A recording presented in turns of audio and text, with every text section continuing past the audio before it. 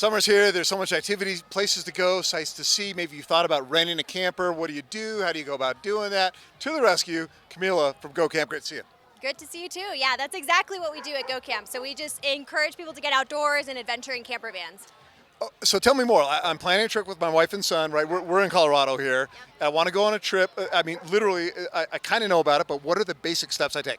Yeah, basic steps, so super easy, pretty much a 3-step process from the rental standpoint. Okay. So you go on our website, gocamp.com, you choose the location where you want to travel. So for you, Scott, if you wanted to travel locally, you can choose Colorado, pick up a van, choose the van, pay online, and then you go and pick up the rental. The cool thing about us is that we're a peer-to-peer model, so it's similar to Airbnb. Okay. All the vans are individually owned. Nice. So they're across the country. That also gives you different shapes and sizes. Right. I was going to ask you about that. So if I'm looking for one that's a little bigger or smaller, has this configuration or that, got me covered. Exactly. Yep. All different sizes. And then also we get a lot of people that want to try camper vans before they actually commit to the lifestyle, either full time or, people here in Colorado like to adventure. So before pulling the trigger on something so big, it's why don't you try one before you buy one? And you could do that through GoCamp. That makes a lot of sense. During the pandemic, a lot of people raced out and bought campers, right? Some of those people are like, well, maybe not for us.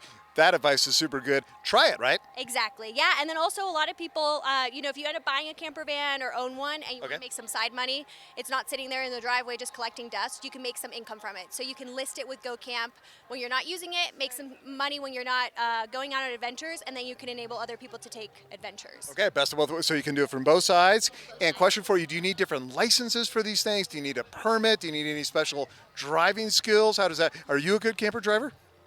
I'm not a good driver in general, but it's not any different than a vehicle at all. So that's a great thing with camper vans, right? They're super nimble. Many of them even fit in a regular parking spot. You don't need an extra special type of license. And then based on the size, right? You can choose longer ones if you want more roomy space, but we even have compact ones that are probably smaller than a pickup truck. So if you prefer to just have something more nimble, you can totally do that as well. And if you want to go on a short trip or a longer trip, can you accommodate both? So I know some people say, hey, I just want a weekend. Some people are like, I want a month and a half. Do both work? Absolutely. And I would say a month and a half is not short, but we've had rentals that are 6 months plus. Really? So people that want to just try that, do half the year and travel around. We get a lot of international renters, right?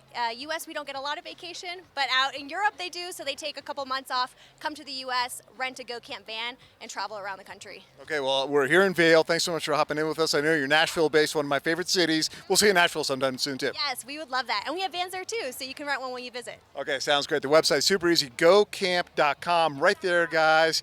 And check if you thought about camping, no reason not to do it, hit them up. All right, thanks, Scott. You too.